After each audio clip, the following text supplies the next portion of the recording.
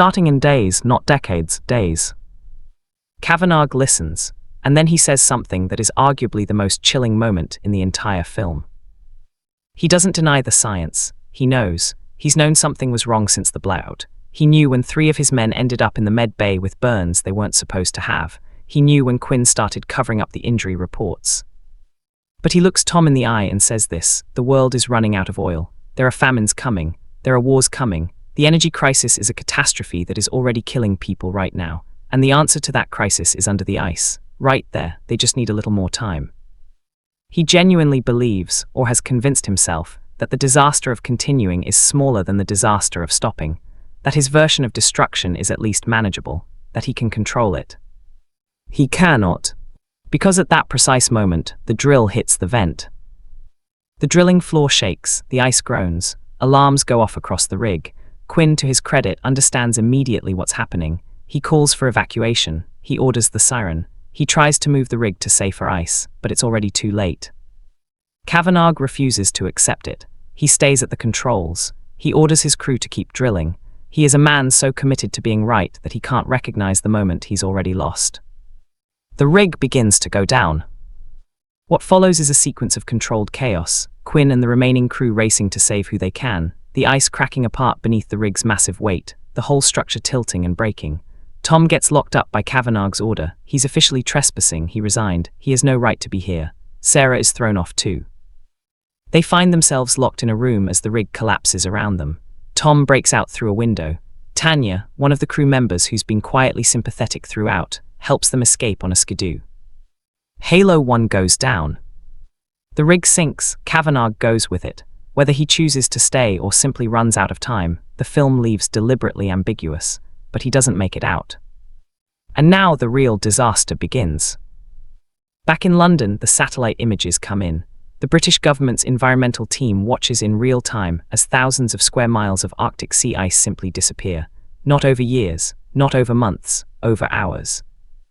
Simon Peterson stares at the footage. He says almost nothing, because there's nothing to say except one thing. Tom Archer was right. Ministers scramble. The Prime Minister is briefed. Emergency meetings are called. Scientists who dismissed Tom's warnings for years are now rushing to confirm what he predicted in a book he published 8 years ago. The Gulf Stream is beginning to fail. Temperatures in the Northern Hemisphere are already starting to drop. The North Sea is rising. Flooding is imminent. Simon gets Tom on a patchy satellite connection from the Arctic. Tom has about 30 seconds before the signal dies. He uses every one of them. He tells Simon the flooding is just the beginning. After the flood waters come in, the temperature drop is going to freeze them solid. The UK is going to be buried under ice, not metaphorically. Literally, he tells Simon there is only one option. The entire country, all 70 million people, has to be evacuated. Now, not tomorrow, not in stages. Now, south, as far south as possible. Simon believes him. This time there are no more hearings, no more balance of evidence, no more let's see both sides. He takes Tom's advice directly to the Prime Minister. And the Prime Minister does the only thing left to do. She goes on national television. She tells Britain the truth, all of it, a situation of the utmost gravity, every man, woman and child. The exodus south must begin immediately. For a moment, the entire country goes still. And then it moves. This is where the film stops being a disaster movie and becomes something more personal, because the disaster has already happened. The ice is already falling. The question now isn't whether Britain will survive, it's whether Tom's family will. And they are in serious trouble. Jack has been arrested. It happened at Stephen's house in the English countryside. The INP, the immigration police, turned up during Millie's birthday dinner. Jack is American. Her passport had an issue, something Tom hadn't sorted out because he was busy saving the world. She was taken to a detention center in Docklands while the rest of the family watched. Millie, Stephen, and a young Italian man named Raphael, whose own family was destroyed by the Italian drought, and who owes Tom his life from years back, are now trying to get her out. Millie is 16 years old and she is handling this with remarkable composure. She's furious at her father, worried about her mother, and responsible for her grandfather all at the same time. But she doesn't fall apart. She moves. Tom is racing from the Arctic toward London in a salvaged transport helicopter, with Sarah barely conscious from frostbite beside him. He has no GPS. The airports are closed. The temperature is already plummeting. He lands outside London and continues on foot through conditions that are rapidly becoming unsurvivable. London is unrecognizable. The flood waters have already hit, then they've begun to freeze. The streets are buried, landmarks are gone, the Houses of Parliament gone, the bridges gone or barely visible. Tom navigates by memory and instinct through a city that is being swallowed alive. He finds the detention center using GPS coordinates that Simon managed to get to him before the satellite went down for good. By the time he gets there, Millie and Raphael have already found Jack inside. Along with an unconscious man they refuse to leave behind. Stephen has been there too, helping however he can. The building begins to fail. The ice is pressing in on all sides. The pressure on the structure is increasing by the minute. Cracks appear in the walls. Water freezes as it enters. The temperature inside drops faster than anyone expected. They make it out of one room and into another, then they can't go any further. Every exit is blocked by ice or collapsed structure. This is where Stephen makes his decision. The group is trapped. There's a lift shaft. The only possible escape is to use the building's emergency gas system, still running, somehow to pressurize the lift and blow it upward through the shaft like a rocket, then climb. It's insane, it's dangerous, it might kill them, but it's the only option left. Stephen tells Tom he won't make the climb. He's too old. His heart isn't good. He knows this. He tells Tom he needs him to get the others out and to trust him to handle the mechanism. Tom doesn't want to accept this. Nobody does. Stephen looks at his son and says simply, "It's all right. We have to soldier on." He stays behind. The lift fires. Tom, Jack, Millie, Raphael, they make it up the shaft and out onto the roof of the building. Then they slide down. There's a moment of pure chaos. Jack goes too fast. Tom catches her, and for one horrible second it looks like they're both going to fall. But they make it. They're all on the ground. They're alive. Stephen is not. Tom stands in the middle of what used to be London. His father is gone. His city is gone. Half the world's northern infrastructure is gone. He holds his daughter. He holds his wife. And then, because what else can you do, they walk south.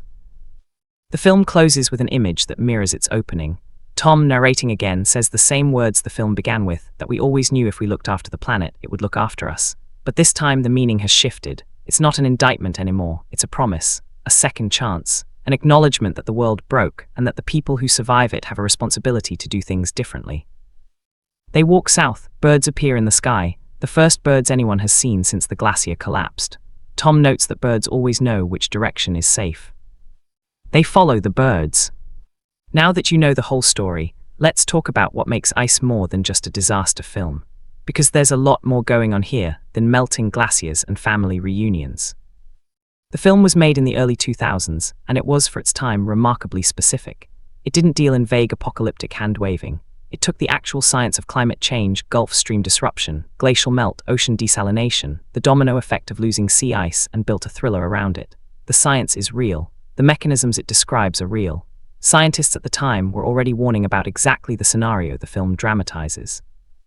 The film was essentially an explainer disguised as entertainment. And it was largely ignored. Not because it was bad, but because in 2002 or 2003, the idea that the world could actually end within a few decades felt like science fiction.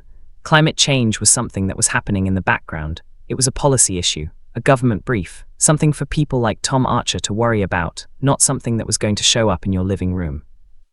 The film understood something that most people didn't want to accept, that the distance between manageable problem and existential catastrophe is not measured in centuries. It's measured in decisions. Bad decisions made by people who knew better, for reasons that seemed justifiable at the time. Anthony Kavanagh is the film's most interesting character precisely because he isn't a straightforward villain. He doesn't want the world to end. He genuinely believes the energy crisis is a greater threat than the one Tom is warning about. He has a point, actually. People are dying from the energy crisis right now, in real time. Tom's catastrophe is still theoretical when Kavanagh makes his choices. The film doesn't let Kavanagh off the hook for those choices, but it takes them seriously. It asks the audience to understand how a smart, ambitious, apparently well-intentioned man can cause the end of the world simply by prioritizing the wrong emergency. That dynamic, the right warning, ignored for the wrong reasons, is the emotional core of the entire story. Tom spends most of the film being right and being dismissed. Right about the glacial melt, right about the vent, right about the Gulf Stream, right about the Ice Age. And every time he's right, he's also too late. The hearing already happened. The license was already renewed. The drill already hit the vent. The glacier already fell. He's always one step behind the timeline of disaster, not because he's slow, but because the systems around him are designed to move slowly. Committees, hearings, evidence thresholds, due process. The film is a meditation on what happens when the speed of human decision-making doesn't match the speed of natural catastrophe. There's also the immigration storyline, which runs underneath the main plot, and which the film handles with more nuance than you might expect from a disaster movie. Jack is arrested not because she's done anything wrong, but because she's foreign, and the system has decided that foreignness is a threat. Raphael, the Italian boy who owes Tom his life, is stateless. His country has been destroyed by the very climate catastrophe that Tom has been trying to prevent. The Briton of this film has pulled up the drawbridge and is demanding papers from people whose homes were destroyed by problems Britain helped create. That particular irony is not subtle, but it isn't meant to be. And then there's Stephen, the grandfather, the quiet heart of the film. Stephen is everything the film argues we should be trying to preserve. He's rooted, he's calm, he's genuinely wise. He grows vines that everyone thought were mad until the climate changed, which makes him, in his small, patient way, exactly the kind of person who was quietly right all along, just like his son. His death isn't presented as a tragedy that cheapens the film's hopeful ending. It's presented as the cost. It's the film saying, plainly, that surviving something like this doesn't mean you don't pay. It means you carry what you've lost and keep walking. The final image, Tom's family moving south, following birds, is deliberately simple. No triumphant music. No humanity will rebuild speech. Just people moving in the direction of survival, one step at a time, carrying what they couldn't leave behind.